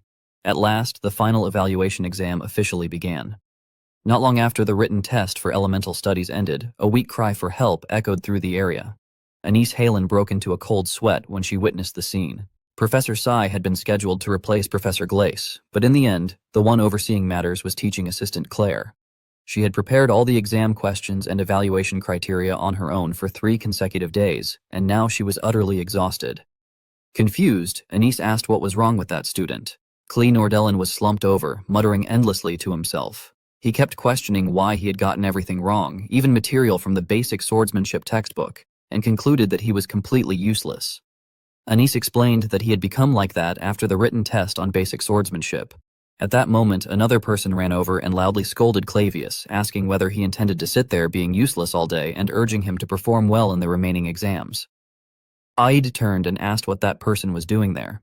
Elvia Nair explained that she had come to ask about the theory behind an elemental anti-magic potion she was developing, believing that consulting professors from the magic department would yield more accurate results. Anise whispered hesitantly that Elvie had arrived at the worst possible time, since teaching assistant Claire was asleep after being overworked for days. Hearing this, Clavius's expression darkened as he curled in on himself. He muttered that it was all over and that he would lose first place. He then asked Eid whether he also thought he was pathetic. Elvie became angry upon hearing that and told him to stop whining, scolding him for daring to speak that way to his senior. After saying so, she jumped onto Clavius's shoulder, causing him to scream loudly. He shouted back, asking what any of this had to do with her and whether she could not see how miserable he already was. Anise blushed and looked toward Eid, remarking that it seemed he had done well on the written exam and appeared quite refreshed. Eid replied that he had done reasonably well. Anise pointed out that since entering the academy he had never neglected reviewing theory, and now that he had stable lodging and a steadier life, achieving good results was only natural. Judging by the scores, Janica currently held a slight advantage. However, if someone wished to truly compete for first place, the decisive points would lie in the Practical Elemental Studies exam. According to the curriculum, this term's practical exam involved a duel with a lecturer. The opponent was supposed to be teaching assistant Claire, but Anise could not help feeling worried. Given Claire's current condition, she wondered whether the exam would really proceed smoothly. With the exam scheduled for the next day, she looked as though she were on the verge of collapse. There was no telling where she would find the strength to undergo a combat test. Anise poked the person slumped over the desk and remarked that it would be difficult, noting that the woman was clearly exhausted, though she believed another lecturer would probably replace her. At that moment, hurried footsteps echoed through the hallway. A bearded man clutching his head rushed into the room, frowning as he complained that his head hurt terribly and wondered whether he had drunk too much alcohol. Teaching assistant Claire recognized the familiar voice and immediately jumped up, asking why Professor Sai was there. Sai walked over, his voice dropping as he explained that he had just been severely reprimanded by Principal McDowell. The principal had criticized the entire situation as ridiculous, pointing out that everything, from the written exam content to the supervision of the practical exam, had been reported under the name of the youngest teaching assistant. He had angrily questioned Sai about what he had been doing and sarcastically asked whether he was a professor who never worked, simply because the principal believed himself to be superior. Claire immediately apologized in a panic. Sai pulled out a chair and sat down, sighing as he said that it was fine. Since he was receiving a salary, he reasoned that he should do his job. He then confirmed that the practical exam was scheduled for the next day and instructed Claire to go rest, stating that he would take charge of the practical exam himself. After that, he narrowed his eyes and glanced at Eid, identifying him as Eid Rothsailor. With an interested smile curling at his lips, he proposed fighting him. Hearing this, Eid broke out into a cold sweat, completely taken aback. The next day, at OL Hall's combat training ground, the chatter of students echoed everywhere. Rumors spread that the new lecturer, Sai, would be fighting Eid Rothsailor from Class A, and many believed the match would be impressive. Students pointed out that even the student council president had come, along with Chief Secretary Ziggs Favelstein and the head of the action department. Tanya watched nervously, sweating as she thought that she simply could not believe Eid could defeat a lecturer. Aside from Lucy Merrill, no matter how talented a student was, no one could overcome a professor, especially not Professor Sai, who was nicknamed the War Hero. Despite her busy schedule, she had still come to watch. Tanya did not want Eid to be injured before the vacation began, particularly since he was about to return to his family estate. Sai stood before him, disdain evident on his face. He thought that sleeping drunk on the floor had made every bone in his body ache and mused that perhaps he should drink less. Blue energy overflowed from his body as he declared in a low voice that Eid would lose the match. Before he had even finished, Sai launched a direct attack. Eid did not dodge and immediately raised his hand, blocking it with an identical spell. Blue light erupted between them as fierce winds blew and dust scattered everywhere, the two attacks completely canceling each other out. Sai narrowed his eyes, admitting that Eid's firepower was stronger than he had expected. He then closed his eyes as blue lightning began to emanate from his body. Eid frowned cautiously, realizing that this was not basic magic. Lightning burst forth like a storm as Sai activated intermediate lightning magic, Flashlight. A blinding explosion of light erupted, power spreading outward and obscuring everything in a hazy glare. The students cried out that they could not see anything. Eid raised his arm and pulled up his clothes to shield his eyes from the intense light. Suddenly, Sai's voice rang out beside his ear, praising his performance and noting that his reactions were quite good. In the next instant, Sai appeared directly in front of Eid, preparing a fierce assault. He charged again, activating intermediate lightning magic once more. Purple lightning shot from his body, tearing through the air and carrying surging mana straight toward Eid. Without hesitation, Eid immediately deployed basic defensive magic. The barrier had barely formed when it was struck by overwhelming pressure, shaking violently yet managing to hold. Right after that, Eid lowered his center of gravity and thrust his other hand forward. Fire-attributed mana rapidly gathered as the surrounding temperature soared, and he launched his attack without delay. Sai erected a shield around himself and even smiled slightly, acknowledging that Eid had mastered basic magic well. However, in the very next second, his eyes widened in surprise as he suddenly realized that his vision had been obstructed. At that moment, a fireball exploded, its blast echoing across the arena floor as countless sparks scattered through the air. Amid the smoke and flames, Eid stood motionless. His face was cold, his eyebrows raised as he stared straight ahead, sweat slowly sliding down his face. Sai let out a low laugh and remarked that Eid learned quickly, noting that he seemed to be the type who practiced immediately after seeing something once. Without waiting for any response, Sai shifted his tone and declared that they should move on to practical application and speed things up. Immediately, the water and fire elements collided violently. Thick steam surged upward, smoke and mist swallowing the arena and blocking all vision.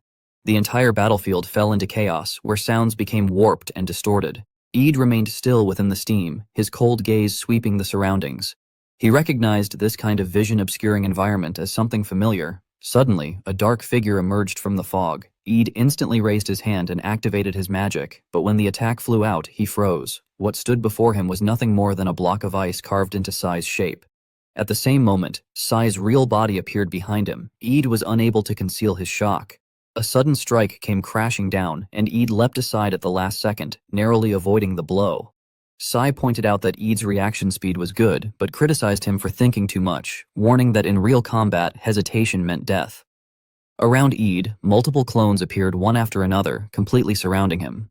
Even when Eid unleashed wind blades to disperse the steam, the fog quickly regrouped as though it had never been broken at all. Sig's mana output overwhelmingly surpassed Eid's. Eid considered that he simply needed to find the real body, but immediately rejected that idea. He concluded that all the visible clones were fake, reasoning that Sai must be quietly moving behind him, waiting for the moment Eid let his guard down. At that realization, Eid suddenly widened his eyes. That instant reaction caused Sai to freeze for a brief moment. A black hole appeared at the center of the arena, sucking in all the surrounding clones and erasing them without a trace. Eid had activated a coercive holy spell of forced convergence to eliminate all the afterimages at once. In the blink of an eye, the arena was completely cleared. There was no steam, no clones, nothing left behind.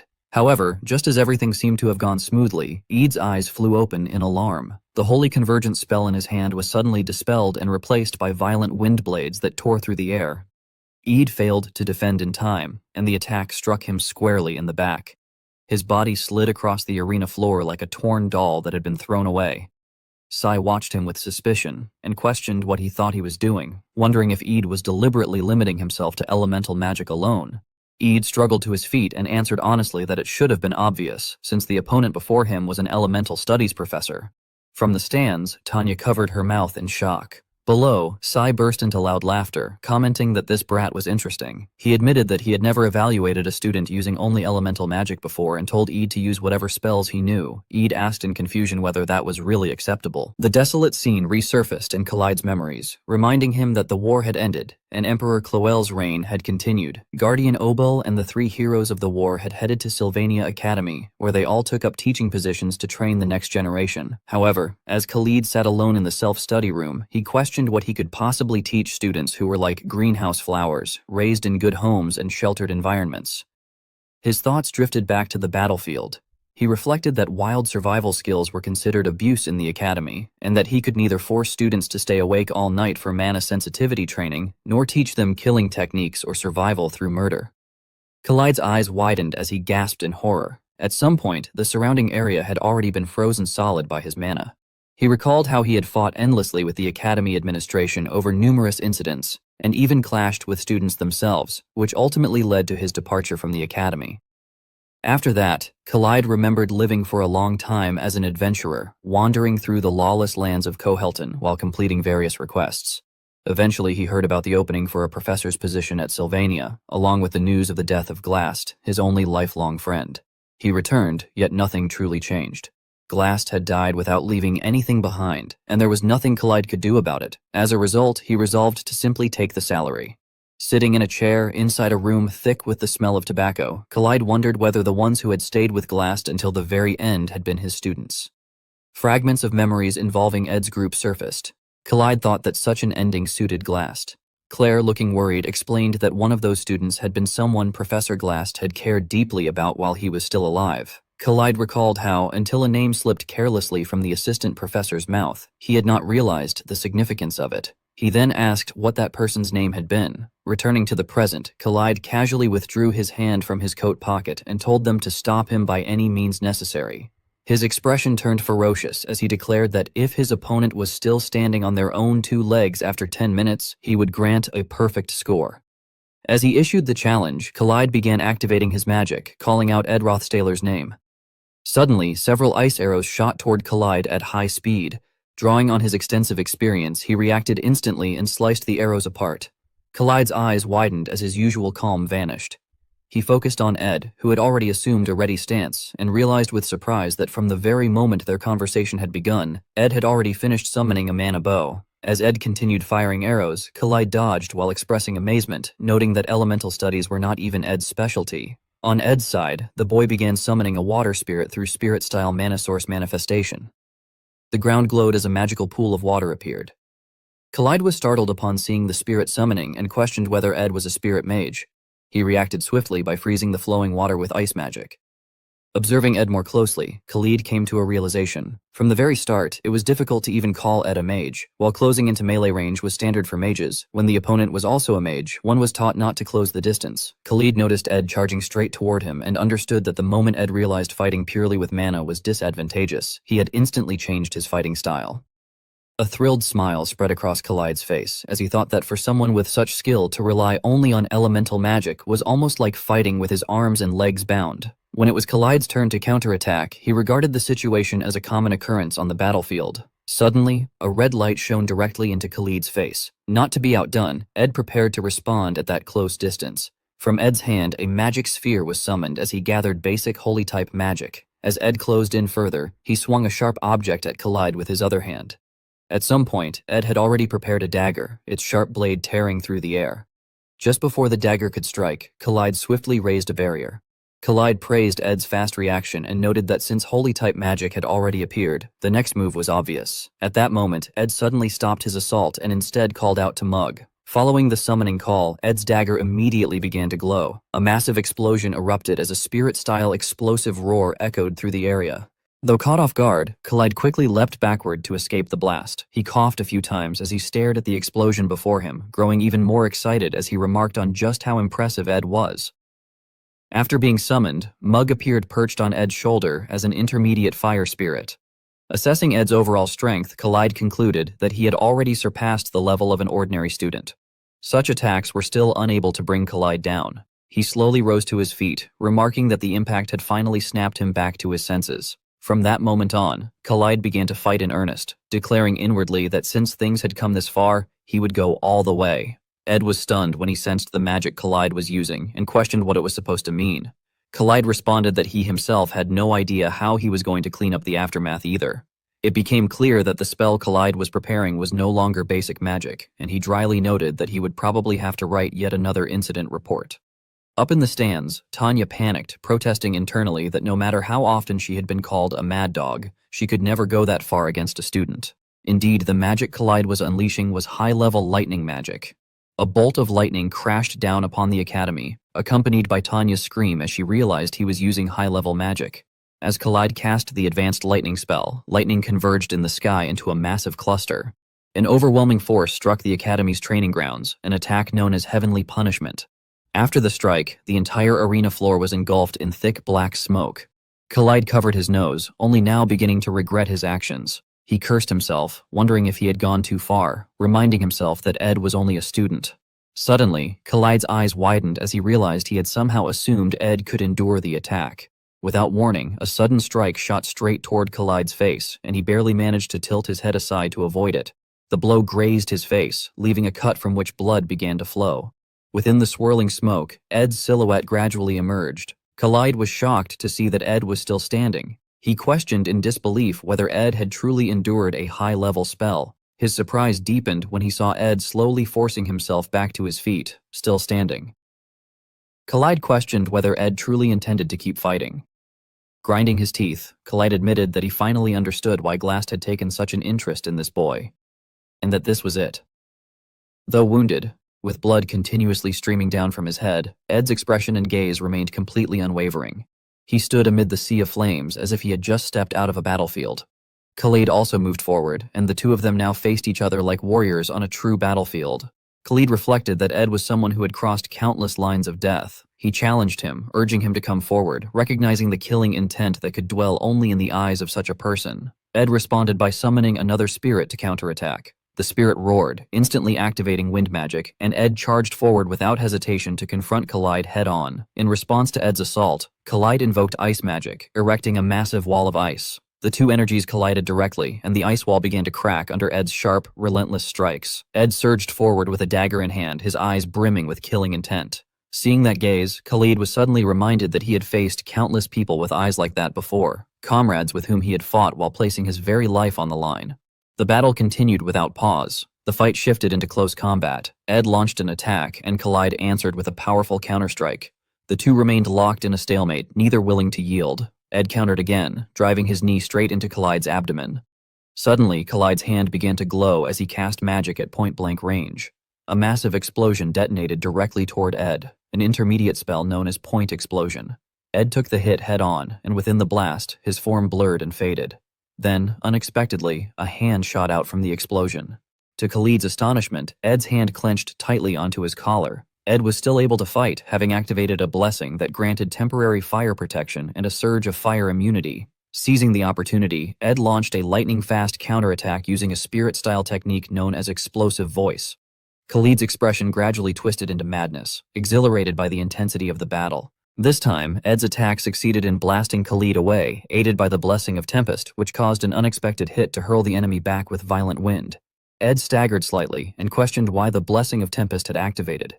Turning his head, Ed finally realized that he had narrowly escaped death. He concluded in shock that this outcome had been deliberately engineered to intentionally trigger the Blessing of Tempest. Khalid rose to his feet and warned that, on the battlefield, even a single moment of carelessness could cost lives. He then continued casting ice magic, stating that Ed understood that truth better than anyone. Everything within the spell's range was instantly frozen, as Khalid declared that it was only one step away from high-level ice magic known as Eternal Permafrost. Before such advanced magic, even Ed's body was completely immobilized. Khalid's face turned cold and merciless as he remarked that even if the ice were melted now, it would make no difference. Preparing to end the battle, he summoned a barrage of sharp ice arrows and asserted that it was already too late.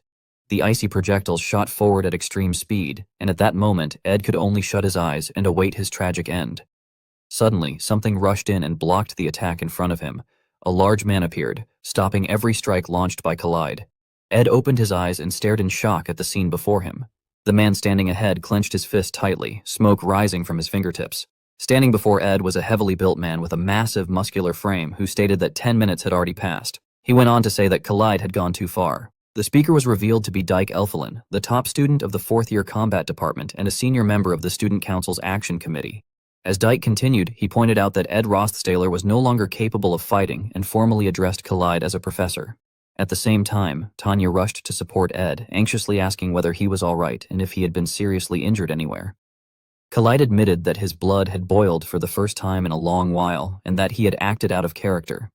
Dyke then bowed deeply, expressing his gratitude for Khalid's understanding. Khalid, however, grumbled irritably that it was enough, scoffing that Dyke clearly understood nothing and was already eager to write the incident report. Khalid then announced that Ed Rothstaler would receive a perfect score on the Elemental Studies practical exam. Ed questioned this in disbelief, asking whether the practical exam did not have an upper limit.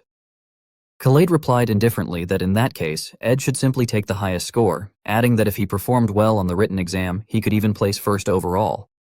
Khalid walked over to Ed and remarked that he finally understood why Glast had kept an eye on him. He added that he did not know why a young master from a ducal family was living in a place like that. But before he could continue, Ed explained that there had been personal circumstances following his expulsion and that he had grown accustomed to living in a forest cabin.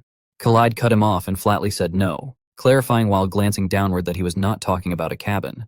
Those words made Ed freeze in place as Khalid stated that Ed was living on a battlefield. After saying that, Khalid turned and left, advising that regardless of the reason, it would be best to get out of such a place quickly, no matter how comfortable it might seem, because screams would eventually pierce through the walls. His hands began to tremble as he added that in the end, if someone stayed in a place like that, they would become a wreck who could not endure without being intoxicated by something.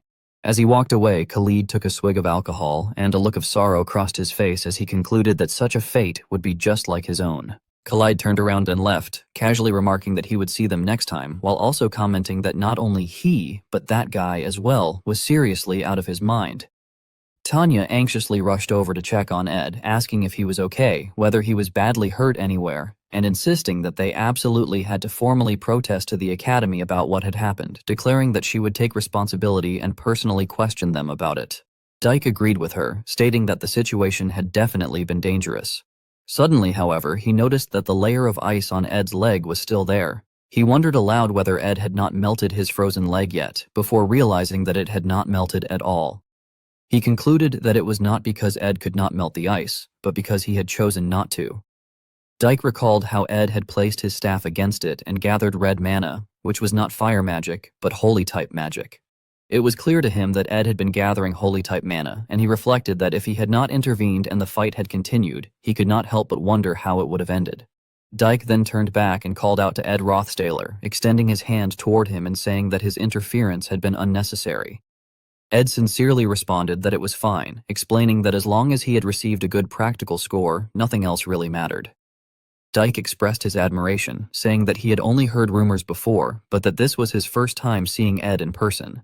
Gripping Ed's hand firmly, he remarked that at this rate, the overall top student might truly change. Ed humbly replied that, as Dyke already knew, the current top student, Janica, was not an easy opponent. Dyke laughed comfortably and said that was so, adding that seeing juniors climbing up one by one was starting to make him feel a sense of crisis himself. Ed let out a relieved breath and noted that the exams were now over, and all that remained was the grade announcement. Inside the professor's office, a familiar voice greeted Khalid, addressing him as Professor Khalid. Khalid stepped out looking completely drunk and asked who the person was, before suddenly remembering and saying that they were the student assistant, Anise Halen. He mentioned that there were rumors claiming she was more efficient than most assistant professors. Anise awkwardly accepted the stack of documents and asked what they were. Khalid instructed her that they were the grade data and told her to put them up on the bulletin board. Anise asked in return whether it was the top 20 students per grade that were released every semester, adding that she would organize it and post it. She then tried to find her own position on the list, thinking to herself that while her practical exam had been a bit lacking, she was confident in her written exams, and that although it had been close last time, this time would be different. Seeing her reaction, Khalid bluntly told her that her name was not there. Anise shot him a dissatisfied glance and internally dismissed it, thinking that it did not matter anyway. She reminded herself that the full grades could only be seen by the student council and professors, while what was made public were each student's best subject, worst subject, and the rankings of the top 20, including the top student. She recalled that people said Sylvania's top student rarely changed because the system was biased toward practical exams. But just as she thought that this year would definitely be different, her eyes widened in shock when she looked at the list. The ranking board had been posted, and all the students were already gathering around it, buzzing with animated discussion. The rankings for the first and second years were announced in order. For the first year, the rankings listed Maid Callamore in first place, followed by Joseph Whitefelt, Dennis Beniams, Claude Bellisis, and Tanya Rothstaler. For the second year, Lucy Mayriel ranked first, with Lortel Caharan, Claveus Norton-Dale, Jix Effelstein, and Taylor McClory following behind. As the names were read out, quiet murmurs spread among the students. Some of them remarked that the results seemed reasonable, noting that the person in question had worked extremely hard. Next came the rankings for the third and fourth years. In the third year, Ed Rothstaler took first place, followed by Janica Failover, Drake Regas, Atalanta, and Sari Camellan. For the fourth year, Dyke Elfalin ranked first, with Traciana Blumriver, Dorothy Whitefelt, Gerks, and Patriciana Bloomriver listed after him. What drew the most attention was the top two positions in the third-year ranking, with Ed Rothstaler holding the top spot and Janica Failover coming in second. Some students whispered among themselves, questioning whether the top position was simply given to anyone who lived fiercely. Ed, however, recalled the long months of relentless effort he had endured. He reflected that it had taken him 1 year and 7 months to reach this point, and that while some might say he had achieved something unbelievable in a short time and others might argue that he had endured for a long time, the truth was that the result mattered far more than the process. He acknowledged that he had become the overall top student of the third year and that, instead of desperately scrambling to earn money for the next semester's tuition, he could now devote more time to preparing for the dangers that lay ahead. In short, he realized that his chances of survival had increased dramatically. He knew that the feeling he should have been experiencing was relief at having survived, yet something else stirred within him. As he clenched his teeth and stared at the ranking board, Ed found himself questioning what emotion was surging up inside him. At that moment, a familiar voice called out his name. Janica ran toward him excitedly, loudly announcing that Ed was the top student. She then spoke shyly, admitting that she had ended up in second place and that Ed had won. Ed interrupted her by calling her name sharply. To Janica's surprise, he suddenly grabbed her hand and pulled her away from the crowd. Startled, she called out to him, but Ed continued walking, stating that he had something important to say, and suggesting they go somewhere without anyone listening. When they reached a quieter place, Janica asked nervously what was wrong. Ed then confronted her, asking whether she had intentionally performed poorly on the written exam. He sternly accused her of deliberately giving up first place for him. Janica hesitated before admitting that it had been obvious. She hurriedly explained that because of her previous disciplinary action, she would not have received scholarship benefits even if she became the top student. She added that she had already moved out of the dorms and that, honestly, the expectation of being first place had felt heavy. After thinking it through carefully, she felt it was better to step down.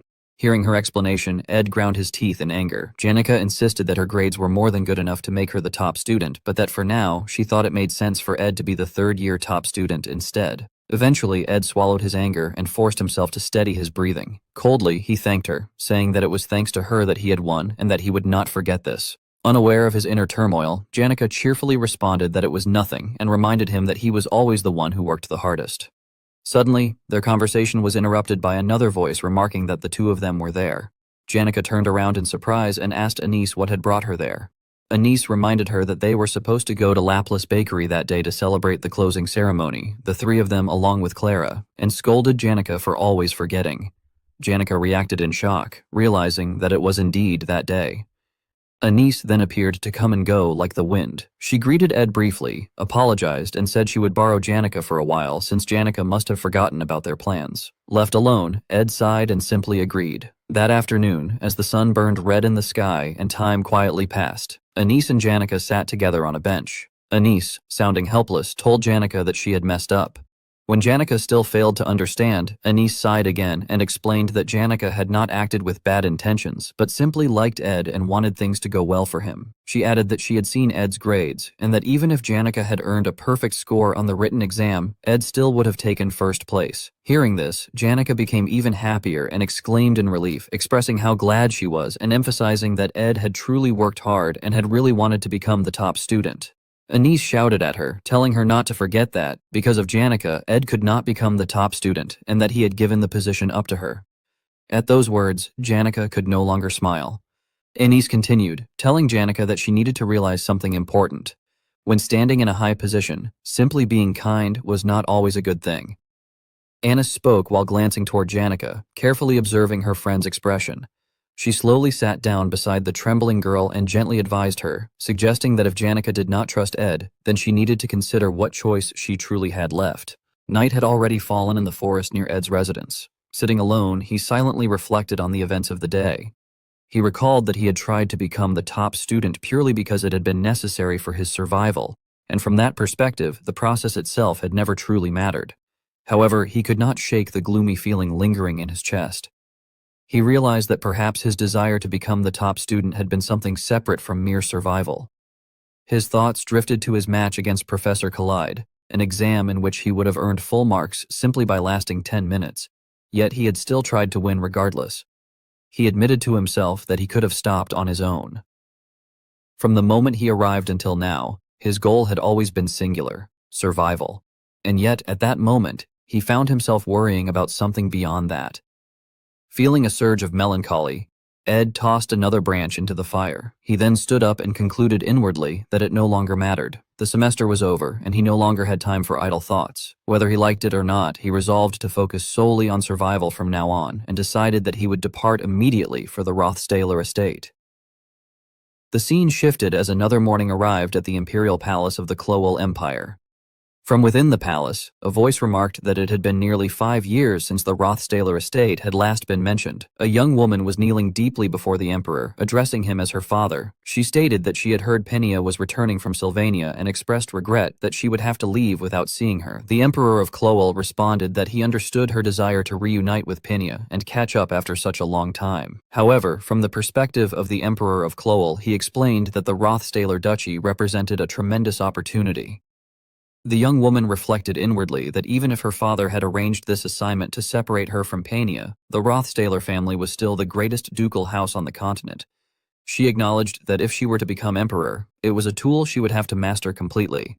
She considered that many influential nobles would attend the social gathering, but if she had to prioritize, the Rothstaler family itself would come first, particularly Patriarch Crepin and Tanya Rothstaler, the first freshman to ever become Sylvania's student council president. She also recalled that there was a son who was supposedly being reinstated during this visit, though she questioned whether he had not been expelled in the first place and concluded that he was probably not worth worrying about. She then rose to her feet and announced that she would take her leave. The emperor instructed her to travel safely as he watched his daughter depart. That daughter was Saleha, the front princess, who was now setting out to fulfill her duty, departing toward the Rothstaler estate. Standing before a magnificent building, voices of admiration arose. Someone remarked that every time they came to this place, they could feel it anew. Tanya looked around in awe and commented that the place truly felt like another world. Together, Tanya and Ed entered the building, which was known as Ophelis Hall, the most luxurious and expensive facility on Arkan Island. In terms of cost alone, it ranked second, though its scale was not even half that of Ophelis Hall. The guards bowed respectfully and invited them inside. As he walked in, Ed wondered silently whether there was something particularly special about this facility. When the doors opened, the sight within was even more astonishing than expected. He realized that everything inside existed solely for one person. A young woman had already been waiting for them. When Tanya and Ed arrived, Penia turned around and formally identified herself as Penia Elias Clowell, the third princess of the Clowell Empire. Both Tanya and Ed immediately bowed, offering their greetings and expressing gratitude for granting them an audience. Ed began to explain the reason for their visit, but before he could finish, Penia bluntly stated that they needed her authority. She pointed out that since she had been the primary individual responsible for his expulsion, her approval would make his reinstatement significantly easier. Ed fell silent, acknowledging inwardly that although her words were blunt, she was correct. Ultimately, this meeting was him asking her to support his reinstatement. Returning to the Rothstaler estate was a massive gamble. Although Lucy had agreed to accompany him, he knew that force alone could not solve everything. Among nobles, most problems were resolved through authority. From that standpoint, gaining the approval of someone lofty and noble would make it difficult for anyone to oppose his reinstatement. The problem, however, was that receiving such approval was difficult, and proving that he had received it was equally challenging. Penia then remarked that it had been a long time since she had sent her greetings to the Rothstaler family. She asked Ed Rothstaler to deliver her regards to Lord Crepin on her behalf. Ed looked down at the letter placed on the table, momentarily stunned. He wondered to himself whether it was truly a letter and questioned whether she had prepared it in advance. He had believed that Princess Penia viewed the Rothstaler family as hostile and had planned to propose a deal in which he would investigate the family's internal affairs. Yet instead, she was suddenly entrusting him with a message of goodwill. As Ed held the letter in his hands, he realized the gravity of the situation. A royal letter could not be entrusted to just anyone, and more importantly, the meaning behind the letter was even heavier. The absence of a wax seal meant that Pinia deeply trusted him not to tamper with it in any way, an indirect but unmistakable expression of that trust. Ed spoke up, saying that he had been prepared to negotiate further. Pinia smiled, her expression visibly relieved, remarking that this meant something important. She then agreed calmly, stating that it was fine. Ed understood clearly that this implied the sender completely trusted the messenger. The scene shifted to Ed's small cabin deep in the forest. He noted to himself that departure would be in 2 days and that he needed to prepare to leave the camp for a while. He had already collected all the traps he had set around the forest, oiled them, and stored them away, even putting a lock on the cabin door. As he continued checking everything, he thought that what remained was just food supplies, guessing that aside from items that could be stored long-term, it would be better to use everything up. Suddenly someone called his name. Janica had appeared by the fireplace without him noticing. Looking embarrassed, she told him that it was ready. While stirring the pot of soup, she spoke rapidly, explaining that Miss Bell had shared some precious herbs, so she had added them to the curry. She mentioned that she had tasted it earlier while seasoning and that the aroma had been amazing. Ed immediately sensed something unusual and pointed it out, questioning her behavior. He asked why she had been acting so cautious around him. As he observed her more carefully, he realized that she had been watching his reactions a lot lately.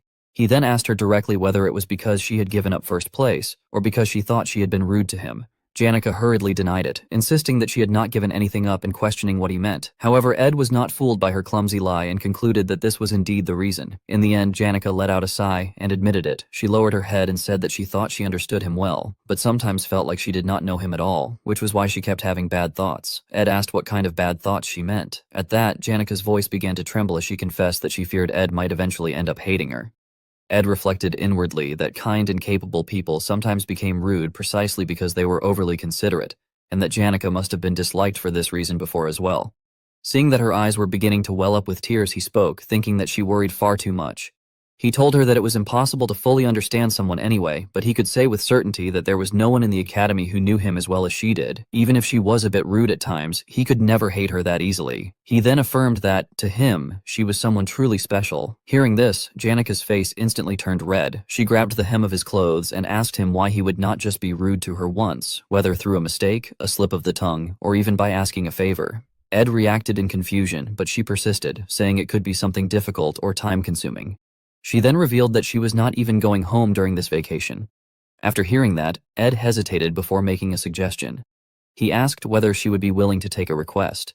Janica's face filled with determination as she immediately agreed, telling him to say anything. Time passed quickly. 2 days later, they arrived in the Rothstaler territory, located at the very heart of the empire on its most valuable land. Anyone wishing to enter the imperial capital from the bustling cities along the western coast had to pass through this territory. Its position was such that it embodied the authority of the Rothstaler family, and the people of the empire often referred to it as the shield of the imperial capital. Inside a carriage, Ed was sleeping soundly when a whispered scream rang out. Tanya, who was sitting beside him, panicked and called out to him, begging him not to wake up. Janica, meanwhile, was staring at Ed with a terrifying expression, commenting that the atmosphere was too frightening and questioning whether they were really going to continue like this all the way until arrival. Her gaze was fixed intensely on his legs, as if she wanted to devour him. It turned out that Lucy was sleeping soundly on Ed's lap, which greatly displeased Janica. She tried forcefully to pull Lucy away, warning that sleeping like that was dangerous. Tanya watched the two of them in fear. Janica still refused to give up, insisting that Lucy move and repeating that it was dangerous. Tanya's face turned pale as she wondered why this was happening at all, and questioned whether those two people were actually together. Overcome by fear, tears streamed down her face as she muttered that it was scary. While the carriage was speeding along the road, it struck a large rock. The strong impact jolted Ed awake. He slowly opened his eyes and looked down. Inside the carriage, everything was in chaos, and the person lying beneath his feet was Janica. Confused, Ed wondered what on earth had been happening up until now. By the time the carriage stopped to rest, the sky had already grown dark. Someone announced that they would arrive sometime the next day.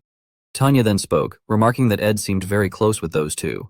Ed began to explain that since the start of the semester, but Lucy suddenly interrupted, calling Janica by name. Everyone was startled by Lucy's voice. Lucy looked straight at Janica and told her to stop it, pointing out that there were countless spirits around them as well. Hearing this, Janica jumped to her feet in shock. Lucy then exposed the truth, explaining that spirits swarmed around the camp every day, and that whenever something happened, they ran to Janica to chatter reports. It was obvious that they had been reporting every single move of that girl to her. Lucy questioned her, asking whether she truly did not feel like she was being watched day and night. Jenica denied it awkwardly and hurried to explain that the spirits had acted on their own. Lucy immediately exposed her, pointing out that Jenica could have stopped them but had chosen not to, all while pretending to be innocent. Lucy let out a sigh and bluntly concluded that Jenica was sneaky. Ed then spoke up, saying that it was fine and that he did not really mind, adding that, given his position, there were also valid safety reasons. Jenica quickly seized on his words, insisting that Ed himself had said he did not mind. However, Ed continued by clarifying that he had not thought things had gone as far as reporting every single detail. His remark left Jenica frozen in place. Lucy took the opportunity to press her advantage, describing the situation as creepy. She circled around Jenica, hurling insults and calling her sneaky and gloomy. Lucy kept attacking verbally, stating that if it were her, she would feel so ashamed that she would stay as far away as possible. Ed finally stopped her, telling her that it was enough. He then announced that they were almost at the Rothstaler estate and said they needed to discuss how they would proceed from there. He reminded them that the Rothstaler estate was essentially enemy territory and emphasized that they should not forget their purpose, coming here to find evidence that could expose Krepin Rothstaler's true intentions. The next morning, the carriage convoy continued its journey. It was explained that the Rothstaler estate was not merely one building but a cluster of 5 or 6 structures visible at a glance. The estate was larger in scale than Offalis Hall and resembled a village more than a mansion. It was a place where the family's authority stood even higher than that of the imperial family, and where a member of the Rothstaler family ranked above even the emperor. Suddenly, the butler's hand slipped, causing Ed's luggage to fall to the ground. The color drained from the man's face as fear flashed in his eyes, sweat pouring down his body. All the servants immediately bowed deeply and apologized, addressing Ed as young master. At that moment, Ed thought to himself that these people were treated like gods. The butler's trembling voice followed, explaining that he had been so nervous after seeing Ed again following such a long time, and that Ed's glorious return had been so dazzling that someone as lowly as himself had made a mistake. The old man's frail body shook violently as he begged desperately for forgiveness. Ed responded calmly, saying that it was fine and that he would carry it himself. The butler was utterly shocked and looked up at him, while Ed showed no concern and simply walked inside. All 4 of them entered the mansion, carrying with them a silent resolve that from now on, survival itself was the priority. Inside the estate, someone had already been waiting for a long time. Krepin sat arrogantly upon a seat of power, welcoming them with a twisted expression and addressing Ed as his son. At that moment, Ed found himself facing an extremely dangerous trial, vowing inwardly that he would drag the so-called god down. The Rothtaler Manor has 6 visible buildings, much larger than Offalis Hall, an entire town rather than a single building, a place where the name House Rothtaler outweighs the might of the crown. In here, Rothtailers outrank royalty. Ed hands his suitcase to the butler, who drops it to the floor and begins shaking with fear. He kneels and apologizes, but he is not the only one. Every other butler bows and apologizes as well. Ed looks at him with an expression that unsettles him. The butler begs forgiveness. I got nervous, since we haven't served you in a while. Your glorious figure was too bright. I couldn't help but make a mistake. Ed replies, it's all right. Let me carry it myself. He takes his suitcase, and the butler is astonished. As they walk in and enter the estate, Ed says, from here on out, to ensure my survival, I need to find a way to bring down God. They enter the family's main chamber and stop before a portrait hung at the center of the room. Tanya, looking at the portrait, says, it's been a while since you last saw this portrait of our sister, Arwen Rothtaler. She adds, you really hated this portrait back when you lived here. Ed says nothing aloud and, staring at the portrait, thinks to himself, Arwen Rothtaler, the eldest among us Rothtaler children, my older sister. He explains, she's no longer in this world. However, I am curious about why her portrait is up here. He asks himself, does he miss the daughter who left before him? Or does he simply wish to pay respects to the child who was a model lady of House Rothtaler? While he is lost in thought, someone says, you came. He turns and sees his father coming down the stairs. His father says, the journey must have been long and difficult. He adds, I've missed you, Ed. My son. He explains, much of our manor is in disorder right now. We are hosting a large party beginning tomorrow evening.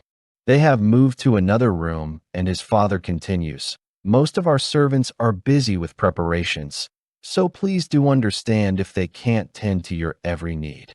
Ed apologizes. I find it regrettable that I came at such a busy time.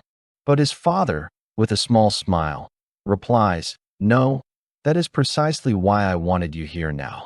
I want to show the whole world that my proud son, Ed Roth Taylor, has finally returned. He then turns to the girls and says, You must be my son's friends. Janica, Faye Lover, stammering as he introduces them, and Crapin Roth Taylor says, I've heard that name before. A spirit sorcerer who is skilled enough to handle high-level spirits without difficulty. Then he looks at Lucy and says, And you must be the one Tanya mentioned in her letters, the genius mage everyone speaks of. She introduces herself without enthusiasm and cuts him off. Immediately, the entire room falls silent and the atmosphere grows heavy. The servants cannot believe her attitude for interrupting Crapin, who then stands up abruptly and says to Ed, You have some very interesting friends. He then tells them, I would love to continue eating with you, but the Frost Princess Selaha has just arrived here as well. As one of her subjects, I must properly tend to her. Janica exhales in relief. Crapin turns to his son and says, I left your room untouched. Go rest. Ed replies, Yes, but before that, I have something for you, father. He hands him a letter. Shortly after, at the dining table with the Frost Princess, Crapin holds the letter Ed gave him. She studies it and wonders what is going on. A letter with Phenia's sigil, no wax seal, a symbol of absolute trust. She asks, Has Crapin Roth Taylor, the noble powerhouse, already sided with Phenia? Crapin replies, There seems to be a misunderstanding. I was the one who received this letter. He continues, An unsealed letter symbolizes trust not for the recipient, but for the messenger, right? Then, smiling, he says, I'm sure you must be very curious about who delivered this letter to me, Princess Salah. The scene moves to Ed standing in front of his room. Suddenly the door opens, and he is surprised to find Lucy. Ed asks, Weren't you going to be in the next room over? She ignores him, throws herself onto his bed, and says, Wake me up if something happens. Ed explains, Lucy might seem like she doesn't care, but she misses nothing important. He adds, It looks like she intends to uphold her promise to keep me safe. Looking at the room, he thinks, Ed Roth Taylor's personal room. It surprised me how much the room has remained unchanged, despite our ties having been severed. He continues, Well, maybe it's not that weird, given that Arwen Roth Taylor's room has also gone untouched. He wonders, it's possible to leave rooms like this because they have rooms to spare. He tries to open a drawer, but it's locked, and he is taken aback. He thinks to himself, I'm Ed Roth Taylor, the troubled child, so breaking this open wouldn't raise any eyebrows, but I can't just damage this without knowing what's inside. As he stares at the lock, he asks, Can I just break this lock? Lucy uses her magic to open it, and Ed appreciates it, giving her a thumbs up. He opens it and sees many letters and wonders what they are. Ed explains, in Act 1, Scene 1, the idiot who got himself disowned by insulting the main character, Taylor McClure. He continues, Ed Roth Taylor. Nobody knows what happens to this idiot who vanishes early on, but it was obvious he lived a pitiful life. He explains, I tried my best not to end up the same way, but everything that happened before the scenario is unknown to me. He opens a letter and begins to read, I will be killed at this rate. What meaning is there to a life that's destined to be cut short? What value can that life be given, as it simply awaits its promised death? My life living in the glory of House Roth Taylor was short, but I intend to get my affairs in order. My journey as a member of House Roth Taylor ends here. While he reads, he notes, these are all handwritten letters that were sent to Arwen. He explains that their number means correspondence must have run for years. Just reading these will take a long time, but this is good. I am going to begin memorizing what's written here whenever I get time.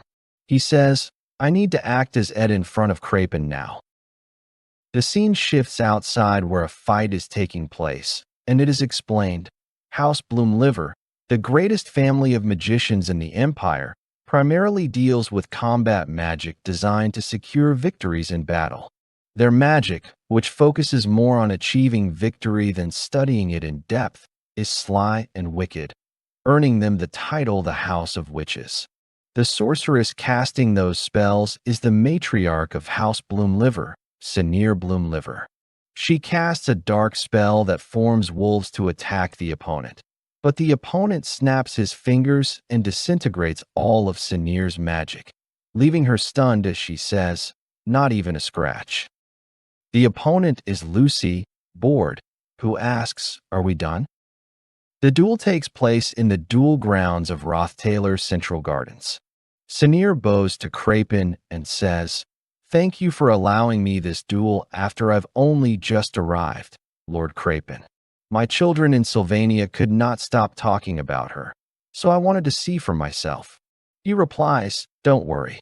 I too think it was worth the watch. We see Lucy curl up in Ed's arms and fall asleep immediately. Krapen says, you have some peculiar friends. Ed answers, yes, peculiar indeed. Seeing that she has fallen asleep at once, Krapen says she seems tired now. Ed explains she sleeps a lot. She didn't get much sleep last night either. Krapen adds, I wish to speak with her during dinner if she's not too tired. Ed stands with Lucy in his arms, and his father says, it was a great battle, worthy to set the stage for our great feast. Now, I will see you all at dinner. Ed thinks to himself, the guests have begun arriving. Good. Now's the time. I'll let Lucy sleep in her room and move while things are still chaotic. As he moves silently, someone calls him. He turns and sees Janica running toward him, saying, I had the spirits roam around the manor, like you asked. There weren't many people who were sensitive to spirits, so it really was easy. Regarding the Duke's private office, Ed covers her mouth and, glancing around to see if anyone is there, whispers, come into my room. She flushes and, stammering, asks, your room, Ed? Together? Now. He answers with a sharp yes. He opens his room and says, we can't have anyone hearing us. Nobody would come in here. We can speak without worry. But when he turns, he notices someone is already there. Princess Selaha, who says, this place doesn't seem ideal for a secret meeting. It's occupied. They both kneel, and Ed says, I didn't think you'd be in my room. My apologies, Princess Selaha. She shows him the letter and says, I don't need to explain, do I? You are knowledgeable enough. She concludes, will you continue to stay aboard that sinking ship, Ed Rothtailor?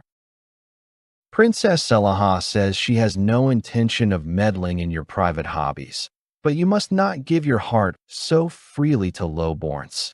And if a child comes of it, everything will be overturned. Tears well in Janica's eyes, and Princess Selaha adds she has seen many noble men undone by such lowly people and how ridiculous they looked. Ed looks up at her and says thank you for your wise words, Princess Selaha, then asks do you not have business with me? She answers yes, lays the letter on the desk, and says she will not speak long, as he may know from watching closely. Peenia overthinks and is unsuited to the throne, then offers her hand and asks him to join her side. Ed replies how could he dare take the first princess's hand with his lowly one, and though he belongs to the Rothstailor ducal family, he cannot presume to touch such a noble. She laughs as she rises and says he flatters her, that a verbal agreement will do, but Ed stays silent and she presses, so you are refusing? She reminds him that Duke Krapen, his father, will side with her, so he as his son should choose wisely. Ed explains Princess Selaha of Frost cooperates with Krapen's scheme and gains the power of an evil god, yet cannot control it, and is devoured alive by Mebula. And even among later figures her fate is especially horrific, so he cannot join her, and if he must refuse he needs a reason. He continues that thanks to His Majesty the Loyal Emperor's reign, this is an age of peace, and in times like these a virtuous ruler is required. So he firmly believes Princess Pinia would make a fitting emperor. She does not take it well, and says Pinia has no desire for imperial power. Did he not know that? Ed replies that even if Pinia has no ambition, now he will quietly trust and wait for her, and there is no better pretext than Pinia to refuse Selaha's offer. Princess Selaha falls silent for a beat, then leans in, lifts his chin with her fingers, and says how appetizing. Ed is taken aback, and she continues that if she must be blunt, she enjoys plunder, that chastity is most beautiful when broken, and she wants to see how far his conviction toward Pinia will stretch. Ed thinks to himself that honestly he is not truly supporting Pinia, but it seems there has been a misunderstanding. She says there is plenty of time, that this social gathering lasts 5 days, and during that span he should feel the vast gulf between Pinia and her. She tells him if he changes his mind, he may tell her anytime. Ed thanks her for her counsel, and as she goes she says they will meet again because she is not so easily swayed either. Once she is gone, Janica says she may be a commoner, but she is not someone to be looked down on, shakes her head, and says she should have answered smoothly like that. Like Lordle, right, and now that she thinks about it, it makes her upset. Ed replies she was never that sort of person to begin with. Janica, deflated, says she is a princess and beautiful, and yet she keeps hitting on Ed. But Ed shifts the subject and asks after searching the mansion, "Did you find anything?" Janica says yes, that the mansion is huge and troublesome to search, but Mug brought back information, namely that beneath Duke Crapen's private study, there is an unusually large concentration of magical energy, and structurally the space below the study is the kitchen, so there should not be that much magic in a servant's kitchen. Ed says that is definitely suspicious.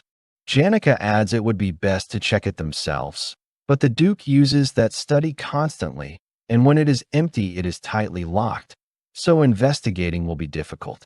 Ed says they have 5 days and should wait for a chance, that he will keep his door open at all times, so if anything happens she should come to his room anytime and tell him, and she flushes at the thought she can go to Ed's room whenever she wants.